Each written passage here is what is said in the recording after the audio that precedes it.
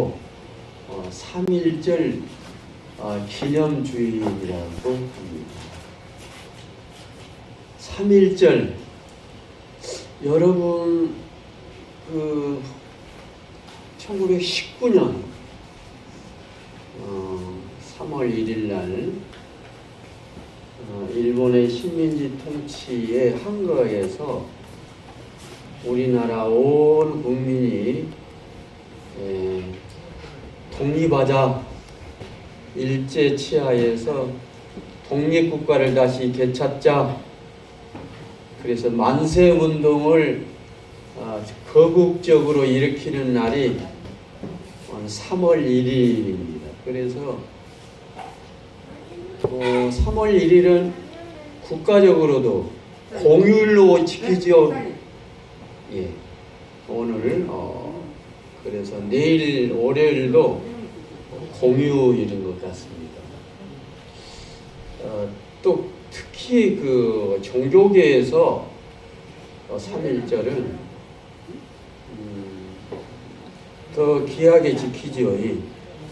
왜냐하면 독립운동에 독립선언을 한 33인의 대표 중에 기독교인들이 거의 3분의 1을 차지하고, 또 동학교도들도 많이 독립선언 하는데 참여한 인물들이기 때문에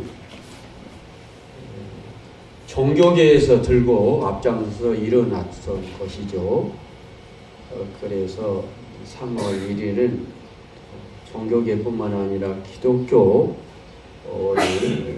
우리 기독교에서도 이 절기를 기념하게 된 것입니다. 특히 나라를 생각하는 오늘 예배에 되겠습니다. 나라와 나라의 독립을 위해서 기도하는, 해방을 위해서 기도하는 이 예배 함께 드리겠습니다. 다 같이 3.1절 기념주일 예배 드리겠습니다.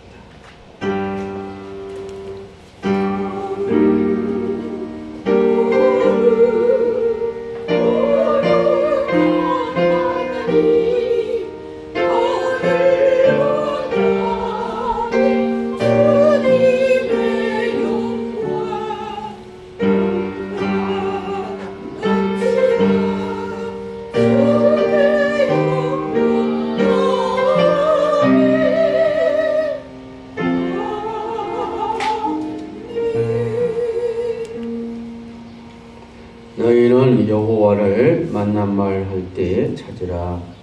가까이 계실 때에 그를 부르라.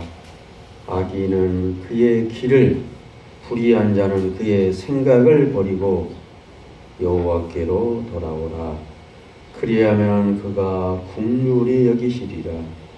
우리 하나님께로 돌아오라. 그가 너그럽게 용서하시리라. 역사를 주관하시고 섭리하신 아버지 하나님, 지금 이 시간에도 세상 곳곳에서는 전쟁이 일어나고 있습니다. 힘있는 나라가 힘없는 나라를 죽이고 빼앗고, 또 그 나라의 주권까지도 이렇게 말살하고 있는 이 시대를 봅니다.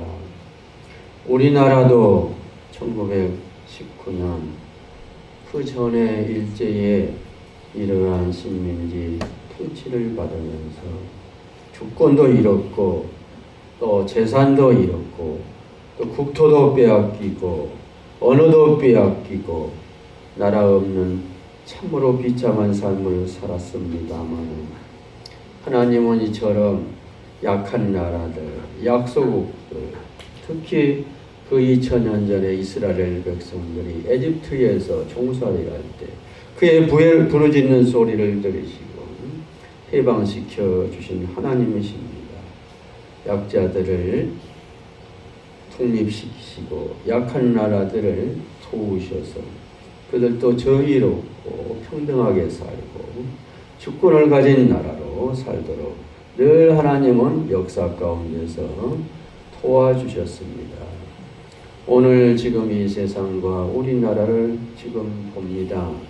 하나님 독립은 했지만 여전히 참된 독립과 참된 해방은 갖지 못하고 있습니다.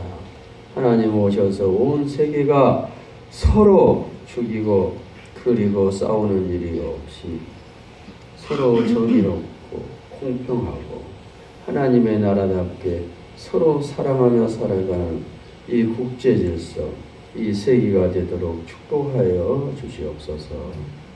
오늘 특별히 이 세계와 이 나라를 위하여 기도하면서 예배합니다. 하나님, 특별히 온 우리나라 교회가 3.1절 기념주의를 지키오니 이 기회를 통해서 나라가 다시 한번 하나님의 나라답게 이렇게 세워지는 계기가 되게 하여 주옵소서. 모든 예배를 하나님 주관하시고 인도하여 주옵소서. 예수님 이름으로 기도합니다. 아멘.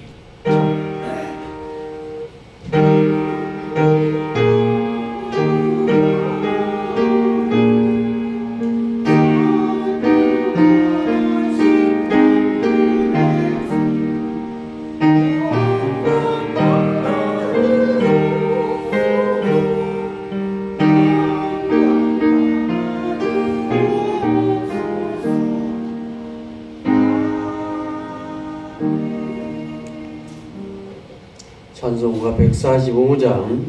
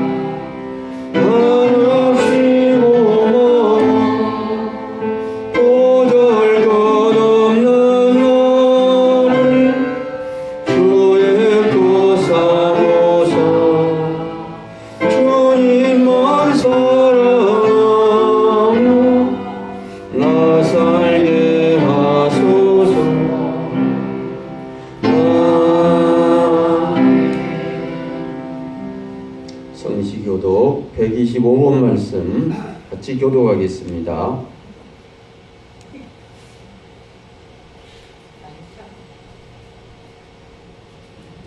하나님이여 사슴이 신의 물을 찾기에 갈급함같이 내 영혼이 하나님 곧 살아계신 하나님을 갈망하나니 사람들이 종일 내게 하는 말이 내 하나님이 어디 있느냐 하오니 내 영혼아 내가 어찌하여 낙심하며 어찌하여 내 속에서 불안해하는가.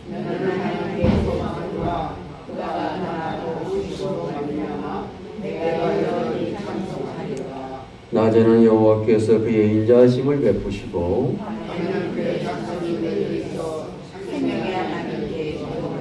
내 반석이신 하나님께 말하기를 어찌하여 나를 잊으셨나이까.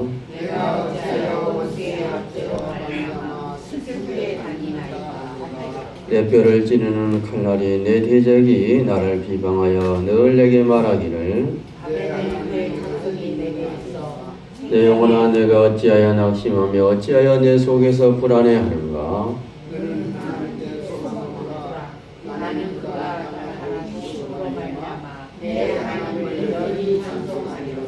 아멘. 사도신경으로 신앙을 고백하십시다.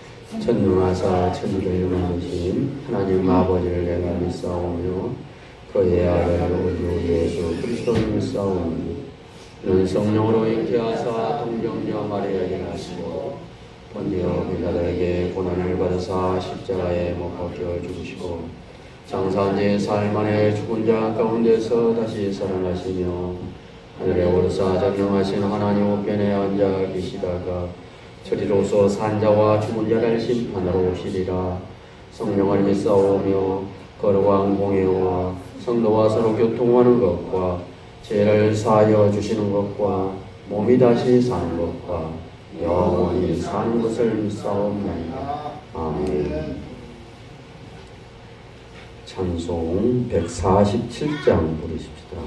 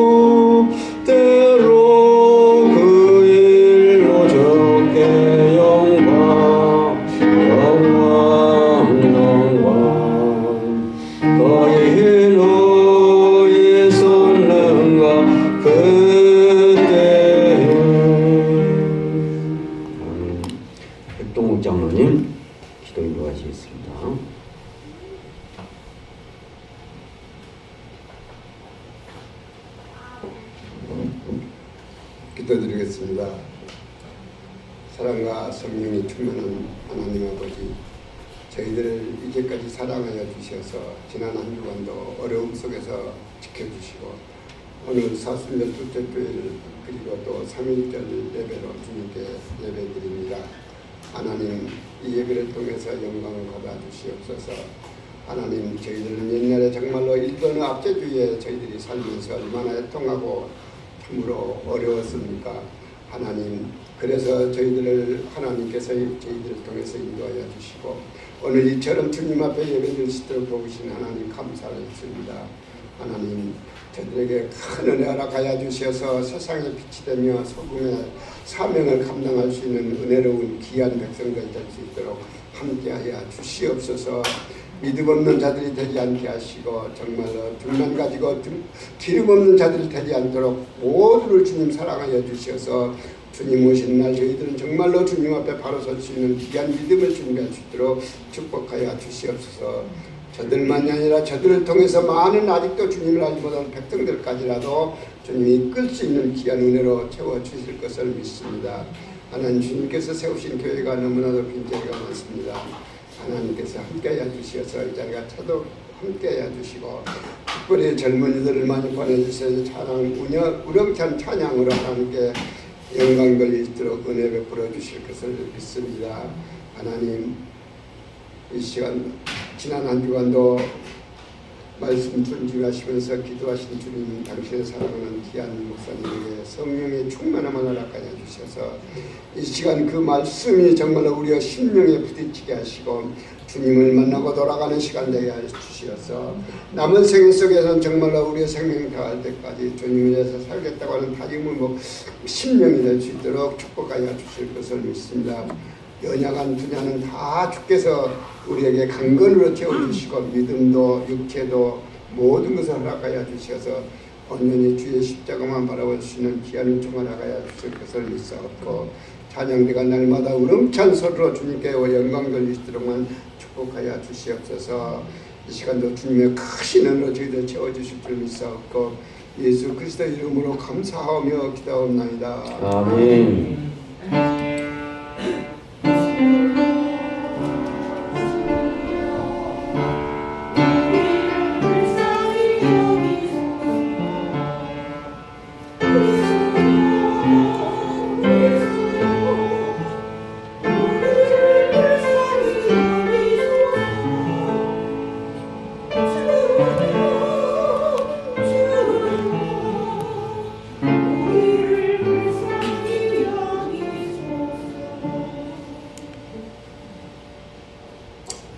하나님의 말씀은 출애굽기서 3장 7절에서 10절 말씀입니다.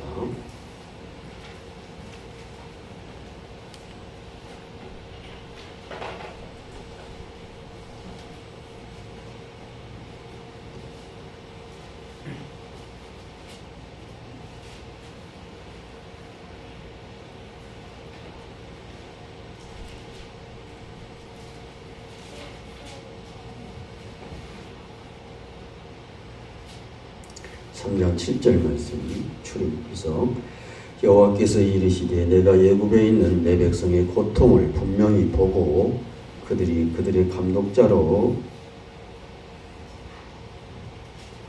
말미암아 부르짖음을 듣고 그 근심을 알고 내가 내려가서 그들을 애굽의 내 손에서 건져내고 그들을 그 땅에서 인도하여 아름답고 광대한 땅 젖과 꿀이 흐르는 땅 곧 가나안 족속, 헷 족속, 아모리 족속, 브리스 족속, 히이 족속, 여부수 족속의 지방에 데려가려 하노라. 이제 가라. 이스라엘 자손의 부르짖음이 내게 달하고 애굽 사람이 그들을 괴롭히는 학대도 내가 보았으니 이제 내가 너를 바로에게 보내어 너에게 내 백성 이스라엘 자손을 애굽에서 인도하여 내게 하리라. 아멘. 성간에 찬양하겠습니다.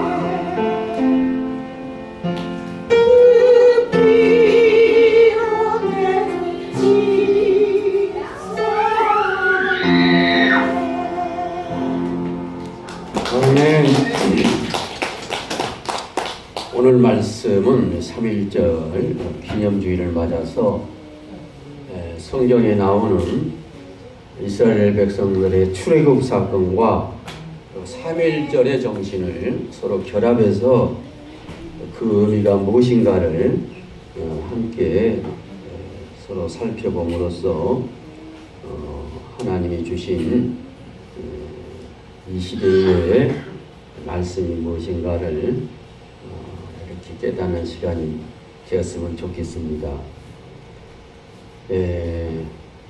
오늘 우리는요, 김인현, 그러니까 1919년을 말하죠.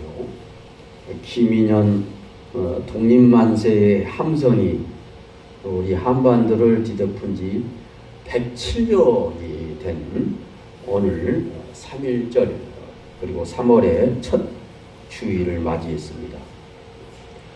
107년 전에 우리 신앙의 선조들은 어둠이 짙게 깔린 이 신민지, 일제의 신민지 연실 속에서 독립선언을 했죠. 그 독립선언문을 읽어보면 그 중에 아하 신천지가 안전하게 이제 이 조선에 도래하도다, 정계되도다, 이렇게 외치면서 독립선언을 외치며 만세를 불렀던 것을 볼 수 있습니다. 이처럼 우리 신앙의 선조들이 바라본 우리 조선의 신천지는 단순히 일본이 이 나라에서 물러간 그런 새로운 땅만이 아니라 칼과 총의 힘인 그 이력, 이러한 이력의 힘이 사라지고 하나님의 정의와 사랑이 다스리는 이런 나라를 독립선언에서는 도의의 나라라 그럽니다. 도의의 이렇게 나라가 오기를 이렇게 우리 신학의 선조들은 만세 사건을 외치며 그 나라가 오기를 바랬던 것이죠. 위력의 나라, 일제의 총칼로 다스리는 힘의 나라가 사라지고 사랑과 정의와 공평, 하나님이 다스리시는 새 도의의 나라가 오기를 간절히 바라며 온 거국적으로 일어난 사건이 3.1절입니다. 오늘날 우리를 둘러싼 이 세계 정세는 참으로 또 엄중합니다. 그리고 또 이 3.1절은 일제와 일본과 우리나라의 이러한 관계에서 뿐만 아니라 이 동남아 또 태평양 이런 지역까지 그 세력을 펼쳤던 일본과의 관계에 있는 이러한 정세이기 때문에 일본을 말하지 아니할 수가 없습니다.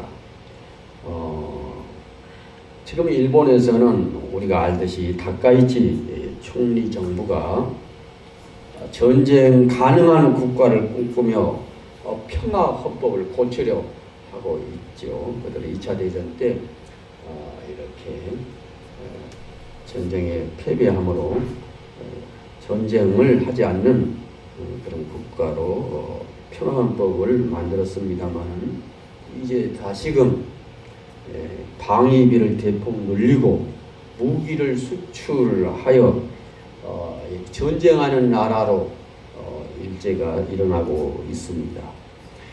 또 독도와 가가사 문제에 대해서는 갈수록 반성하는 것이 아니라 고압적인 태도를 보이고 있습니다. 한편 우리 이 국민주권정부 이재명 정부는 실용주의를 내세우며 셔틀 외교를 일본과 이어가고 있습니다.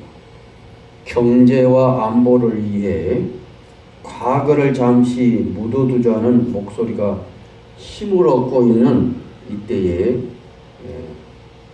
우리는 성경이 말하는 이 출애굽의 해방정신을 통해 3.1 정신의 참된 의미를 다시 한번 되새겨야 할 줄 압니다. 오늘 출애굽기에서 나오는 말씀을 이렇게 읽어가면서 3.1절의 정신과 그 의미 우리에게 무엇을 던져주는가 이렇게 깨닫는 시간이 되었으면 좋겠습니다. 출애굽기 3장 7절, 10절 오늘 읽었던 본문에 보면은 하나님은 이스라엘 백성들이 부르짖는 그 고통의 신음소리를 들으셨다라고 말씀하고 있습니다. 우리는 36년간 일제히 치하에서 고생했지만 이스라엘 백성들은 430년 동안 에집트의 바로왕의 식민지 통치를 받았던 것이죠. 그들도 부르짖었습니다. 또 우리나라의 이런 선조들도 1919년 3월 2일 하나님께 부르짖었던 것이죠. 하나님께서 이스라엘 백성들을 부르짖자 에집트의 종살이에서 해방시켜 주셨고, 우리나라도 1919년 3월 2일 아까도 말했듯이 거의 기독교인들이 하나님께 기도하다가 기도만 해서는 안 되겠다, 밖으로 나가야 되겠다, 그래가지고 전부 태극기를 만들어가지고 그 교회에서 밖으로 뛰쳐나가서 광장에 모여가지고 만세해요. 하나님 이 나라를 독립시켜 주시옵소서. 하나님 대한독립 만세. 하나님도 이 집을 부르짖었던 것을 볼 수 있습니다. 이처럼 하나님께서는 그 부르짖는 소리를 들으시고 이렇게 고통의 부르짖음에 이스라엘 백성들을 해방시켜 주셨듯이 이 나라를 이렇게 해방시켜 주셨습니다. 다시 한번 본문 말씀을 읽어보면 여호와께서 이르시되 내가 애굽에 있는 내 백성의 고통을 분명히 보고 그들의 감독자로 말미암아 부르짖음을 듣고 그 근심을 알고 내가 내려가서 그들을 애굽인의 손에서 건져내고 그들을 그 땅에서 인도하여 아름답고 광대한 땅 적과 끓이 흐르는 땅 내가 그 땅에 데려가려 하노라. 이제 가라. 이스라엘 자손들의 부르짖음이 내게 달하고 애굽 사람이 그들을 괴롭히는 학대도 내가 보았으니 이제 내가 너를 바로왕에게 보내어 너에게 내 백성 이스라엘 자손을 애굽에서 인도하여 내게 하리라. 하나님이 모세를 보내서 이처럼 바로왕에게 식민지 통치와 억압을 받던 그 백성들을 해방시키시는 하나님이시라라고 말씀하고 있습니다. 이 출애굽기서는 또 이스라엘 백성들의 430년 동안의 종살이에서 출애굽은 이스라엘 백성들의 고통스러운 부르짖음에서 시작되었습니다. 애굽의 바로왕은 이스라엘 국가 안보의 잠재적 위험을 이렇게 규정하고 가혹한 노동으로 그들을 억압했지요.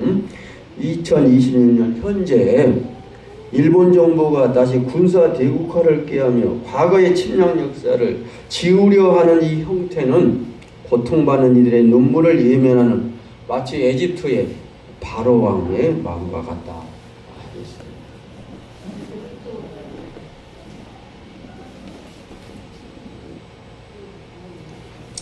그러나 하나님께서는 오늘 본문에 이렇게 말씀하십니다. 백성의 고통을 분명히 알고 부르짖음을 듣고 그 근심을 알고 내가 내려가서 하나님은 역사의 진실을 보시는 분이십니다. 이안보 할머니들의 맺힌 한을 보셨고 강제 노동자들의 억울한 죽음을 들으셨으며 독도를 지키려는 우리 민족의 마음을 알고 계십니다. 이스라엘 백성들의 부르짖음을 지켰듯이 오늘도 이 한국 역사 속에서 부르짖는 이안보 할머니들의 맺힌 한 그리고 강제로 끌려가서 일제에 이러한 억울한 죽음을 당하셨던 강제 노동자들 이들의 부르짖음을 하나님은 들으십니다. 우리들은 이 하나님의 부르짖음에 들어야 됩니다. 특히 우리 기독교인들은 하나님의 이 시선을 가져야 됩니다. 우리 정부는 실용주의라는 이름으로 역사의 진실을 덮어서는 안 됩니다. 실용주의가 뭡니까? 옛날 등소평이 그랬죠. 중국에 뭐 검정 고양이든지 흰 고양이든지 지만 잘 살면 된다 이것이 이렇게 그러니까 백묘흑묘라는 이러한 정치 철학이죠. 백묘흑묘. 묘는 여기서 고양이 묘자를 쓰죠. 흰 고양이든지 검정 고양이든지 집안 잔정입니다. 등소평은 그랬어요. 문화혁명으로 말미암아 중국이 완전히 초토화되지 않습니까? 북한보다도 못 살 때가 있었어요. 중국이. 그때 등소평이 일어서서 공산주의, 즉 검정 고양이든지 흰 고양이, 즉 자본주의든지 우리 같은 자본주의자 상관없이 백성들만 잘 살게 하면 된다. 그래서 공산주의를 탈피하고 자본주의 시장을 받아들이는 사건이 됐어요. 그것이 흑묘병이에요. 한마디로 이거 실용주의예요.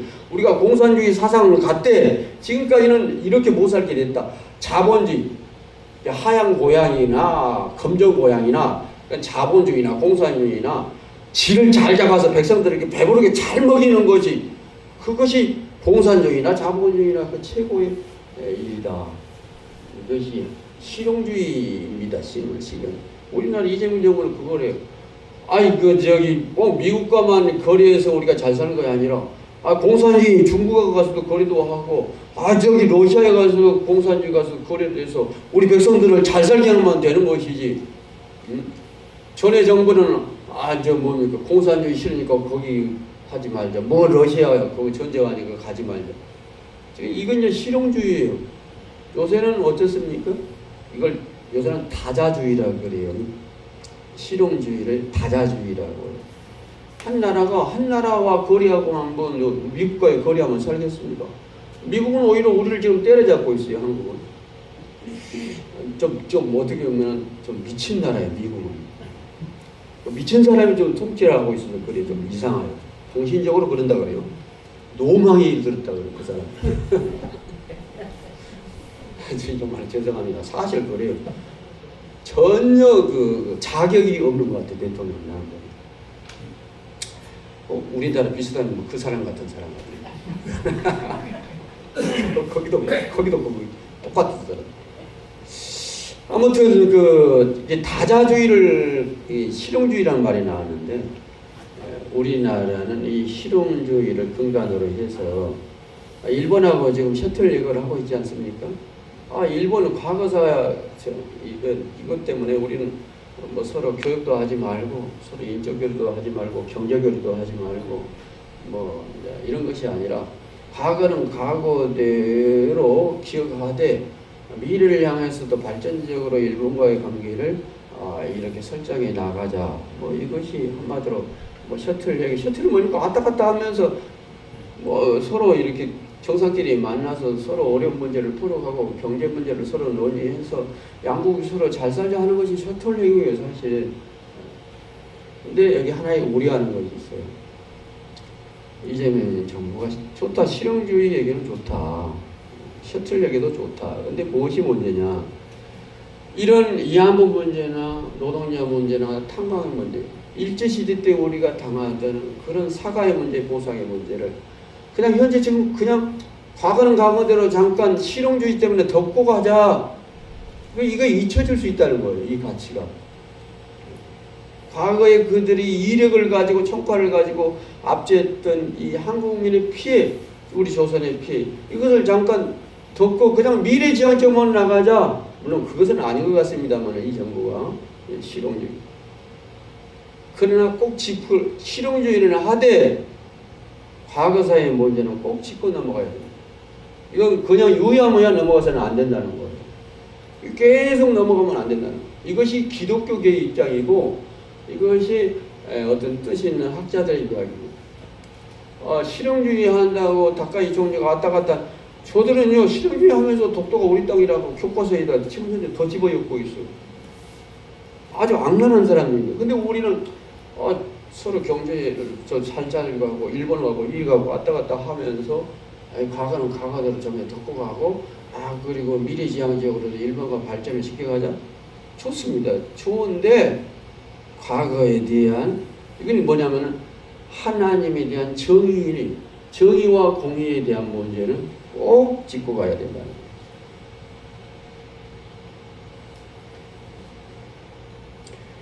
실용주의도 좋습니다만은 보니까 하나님은 억울한 사람들을 보고 계시는 분입니다.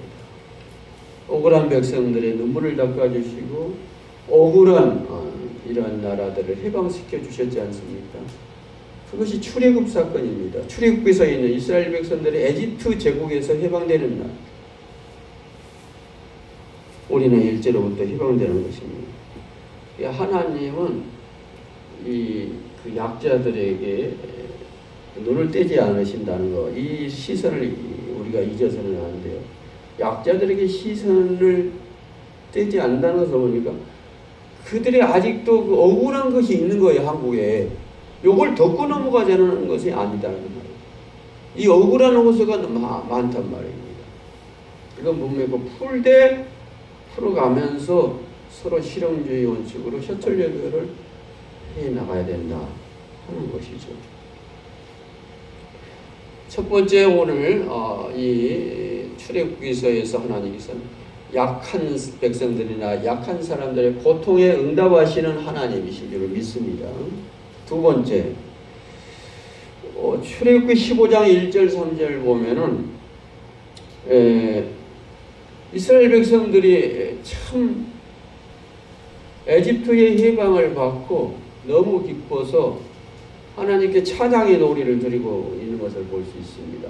모세의 노래, 또 그의 누이에 대한 그런 노래, 이런 우리가 하나님으로 말미암아 이 에집트의 압제에서 해방됐다 해서 너무 기뻐서 노래하는 것을 볼 수가 있습니다.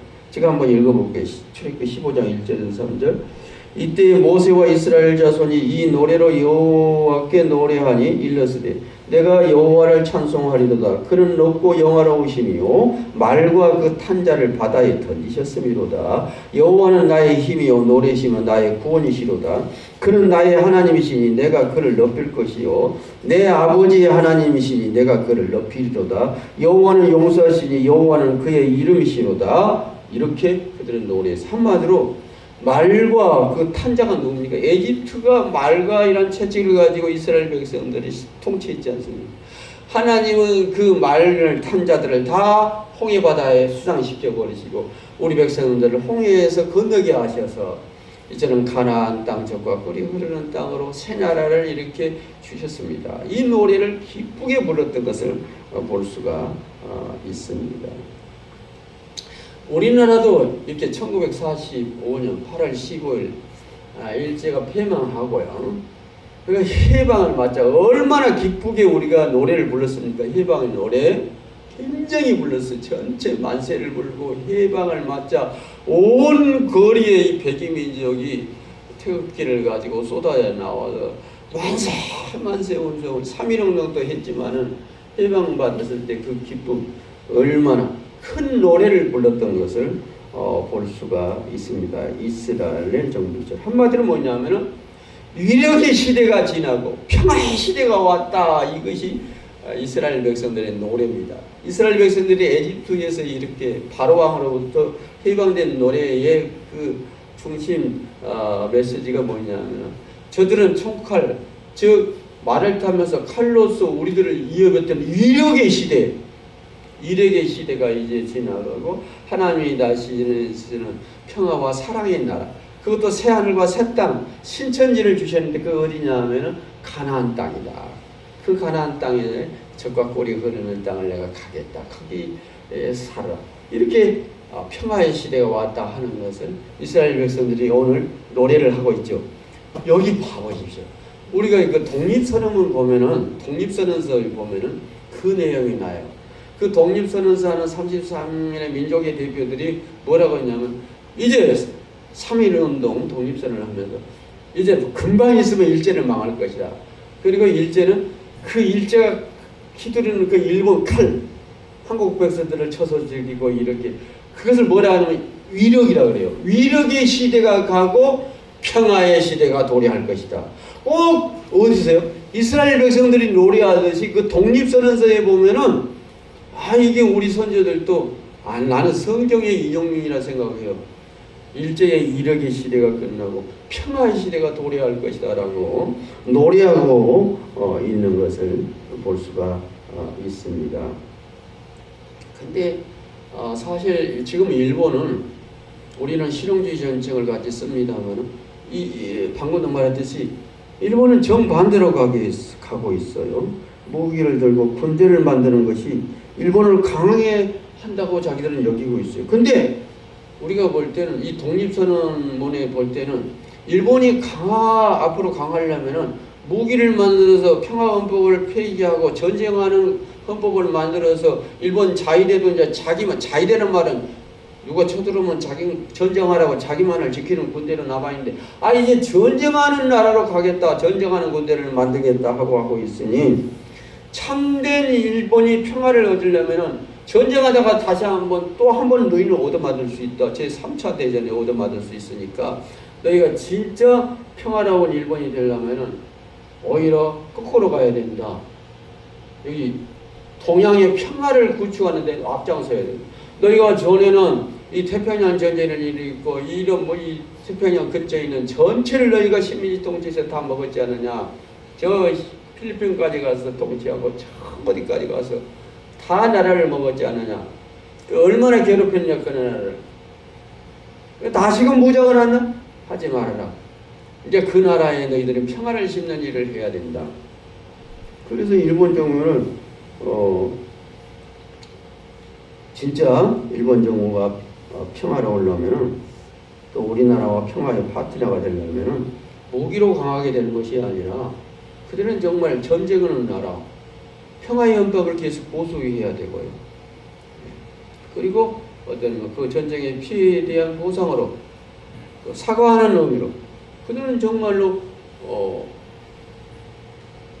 피해를 준 국가들에게 진정한 평화적인 관계를 유지하고 평화를 만들어내는 그런 국가가 되어야 합니다.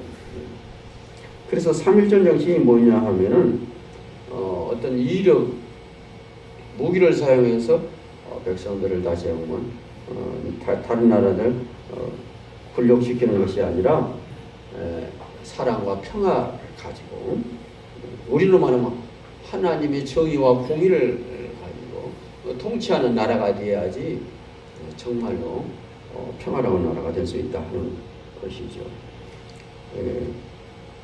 마지막 말씀입니다. 출애굽기 19장 5절에서 6절을 보면은 너희들을 내가 해방을 시키셔서 하나님이 그랬어요. 에집트 430년 동안 그 식민지 통치에서 너희를 해방시킨 이유가 있다는 거예요. 이것은 하나님이 또 우리 백성을 일제에서 이렇게 해방시킨 이유가 있는데 그게 뭐냐면 제사장 나라로 만들겠다 하는 거예요. 제사장 나라. 제가 한번 읽어볼게요. 출애굽기 19장 5절 6절. 이제 마지막으로 하나님께서는 해방된 이스라엘 백성에게 너희는 내게 대하여 제사장 나라가 되며 거룩한 백성이 되리라고 명령하셨습니다.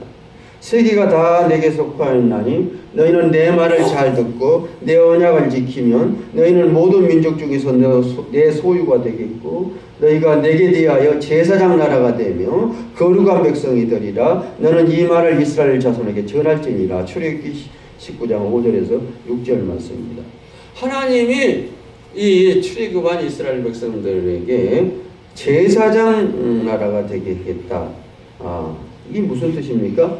이제는 너희 자신을 위해서 사는 사람만이 아니라 너희가 전에 고통받아봤지 않느냐. 그래서 이제 타자를 위해서 다른 사람을 위해서 사는 나라. 제사장이 뭡니까 여러분? 제사장은 여기 상징적인 의미입니다. 제사장은 자기를 위해서 제사 드리는 것이 아니라 성전에서 남을 위해서 개인들을 위해서 제사 드려지는 타자를 위해서 일하는 사람, 봉사하는 사람이 제사장이지 않습니까?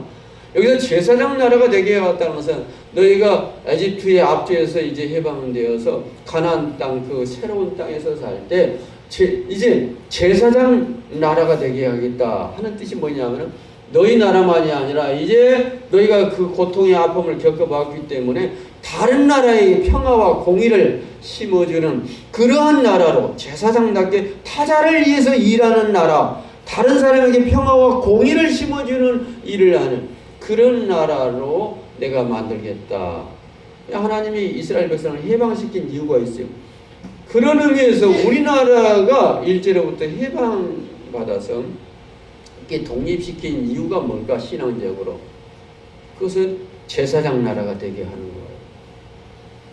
제사장 나라. 이 독립선언서에 보면 그랬어요.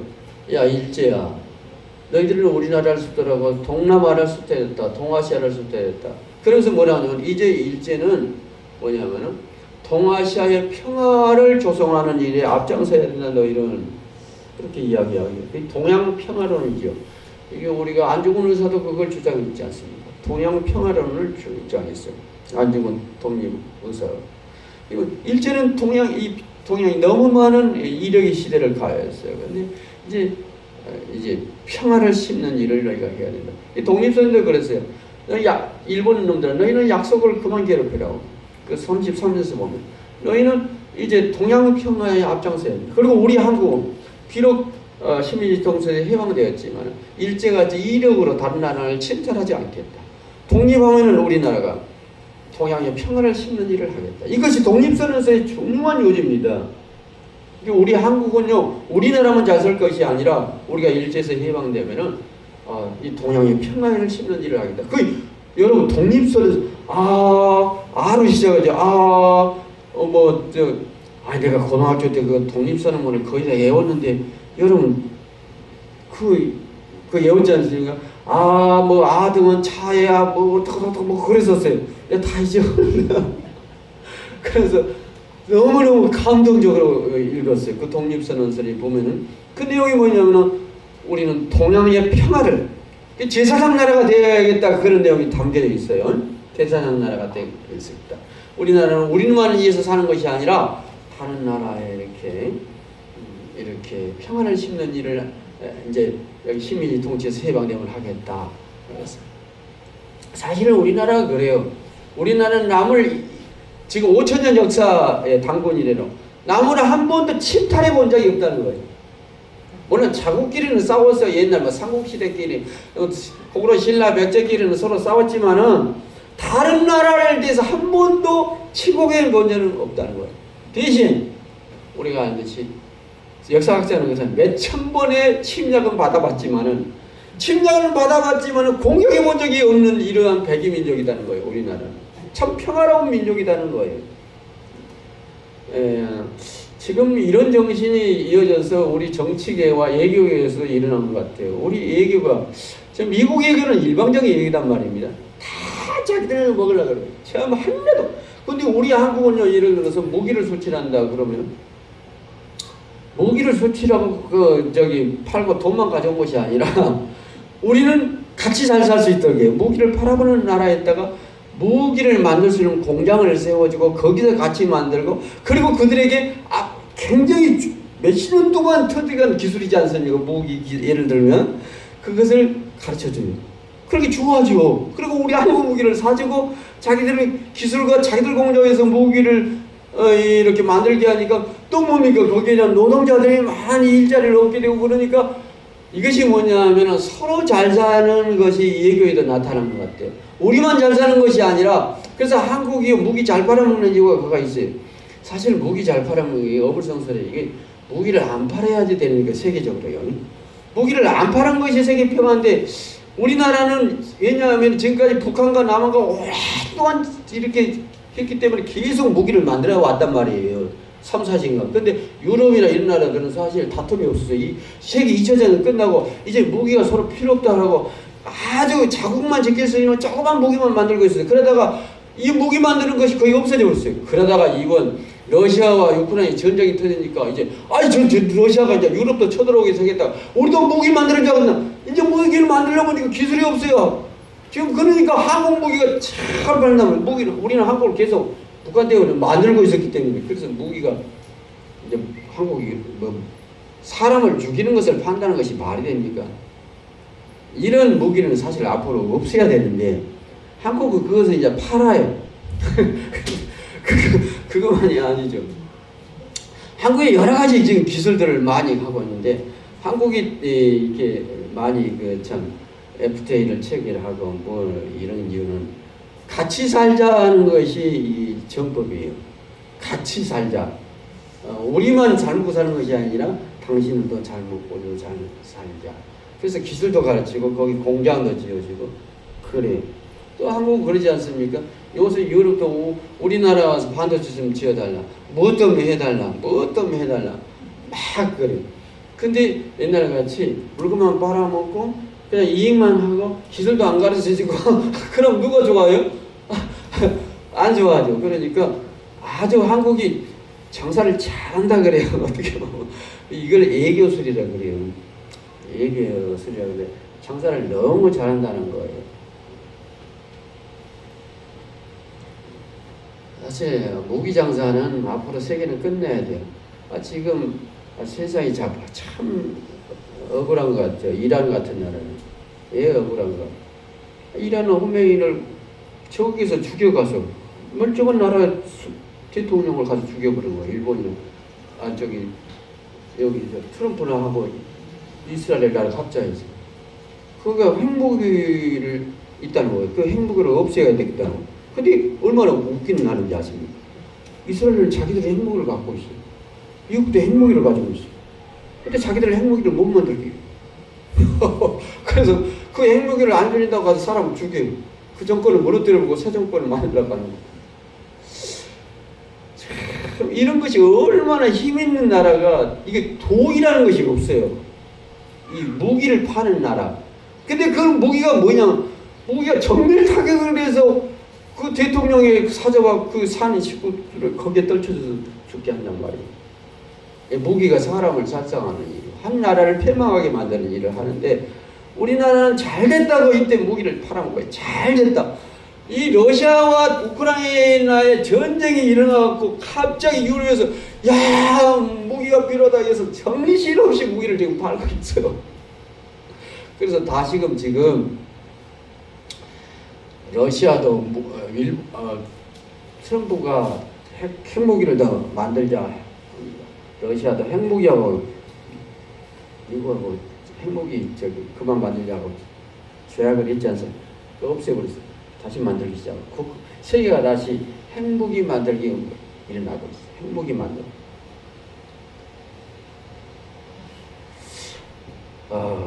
동양 평화, 이것은 이력의 시대가 지나야 됩니다.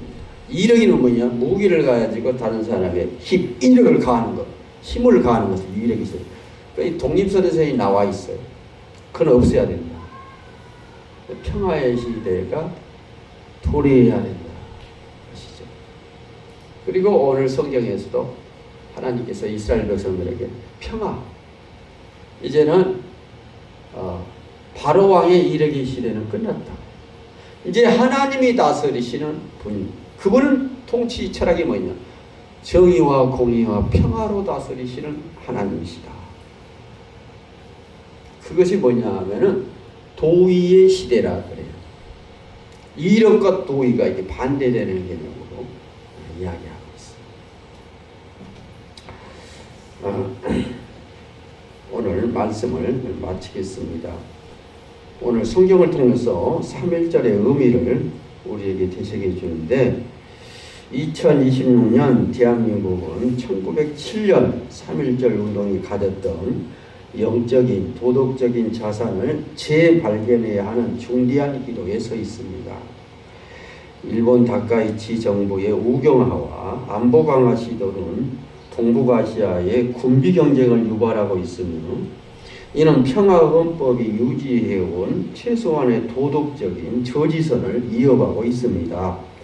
이러한 상황에서요, 한국 정부의 실용주의 외교는 양국 관계 파국을 막는 관리 수단으로서의 의미는 있으나, 그것이 역사적 진실과 정의라는 본질적인 가치를 매몰시켜서는 아니 될 것입니다.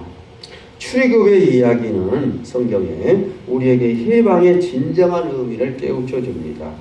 그것은 단순히 억압자로부터의 탈출이 아니라 하나님의 통치 아래서 제사장 나라로서의 사명을 완수하는 것입니다. 107년 전 3.1 운동 정신이 지향했던 열린 민족주의와 인도주의, 평화주의는 오늘날 일본의 우경화에 대응하는 가장 강력한 무기가 될 줄을 믿습니다. 우리 기독교인들은 2026년의 한일 관계 속에서 다음과 같은 역할을 수행해야 합니다. 첫째, 과거사 피해자들의 부르짖음을 하나님의 시선으로 기억하고 대변하는 기독교의 공동체가 되어야 하고요. 두 번째는 일본 내 양심적인 세력과 연대하여서 이력의 시대가 아니라 도의의 시대를 지키는 국제적인 네트워크를 강화해야 합니다.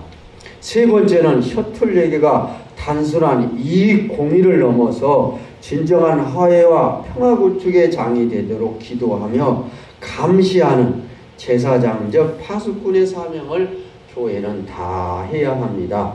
결국 2026년 3.1절 107주년은 우리에게 이렇게 묻고 있습니다. 우리는 여전히 이력의 시대를 살고 있는가?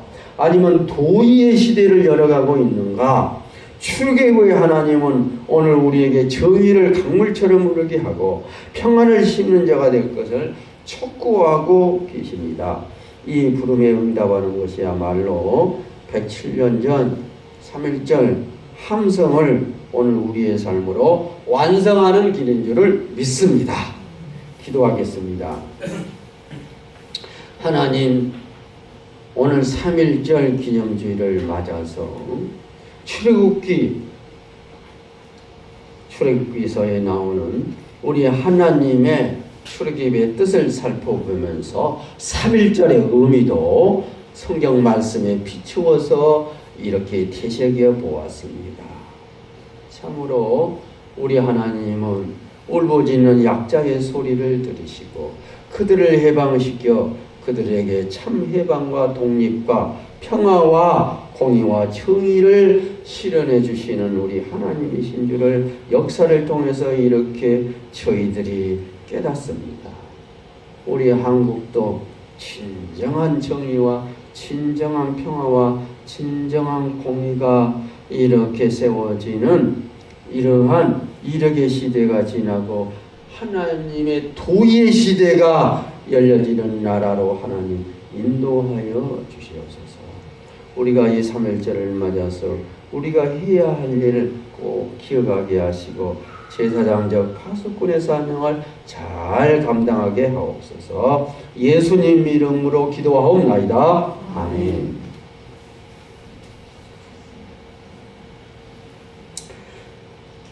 찬송 부르시겠습니다. 148장입니다.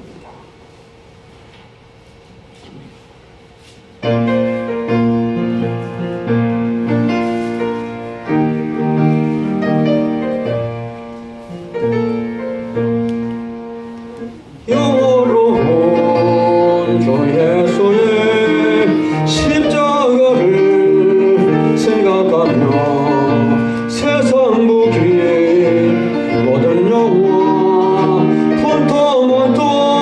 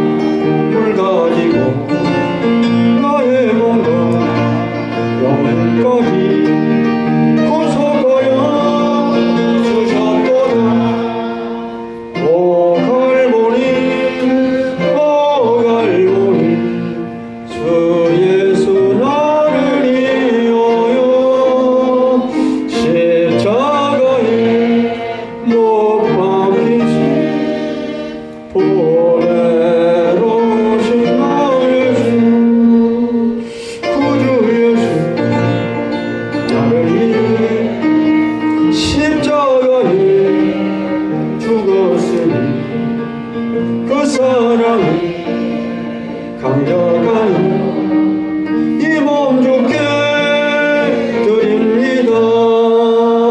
오갈모니 주의 손아를 위하여 십자가에 못 박히신 오베로신 나의 주. 기도하겠습니다. 우리 선조들은 예부터 나라를 위하여 이렇게 기도하고 또 그것이 곧 우리가 평안히 사는 길인 줄 알고 나라를 위해서 눈물로 기도하는 우리 믿음의 선조들이었습니다. 때로는 교회에서 헌금을 걷어서 나라를 독립시키는 독립자금으로도 이렇게 보내기도 했고 나라를 물심양눈으로 눈물로 기도하는 한국 교회였습니다.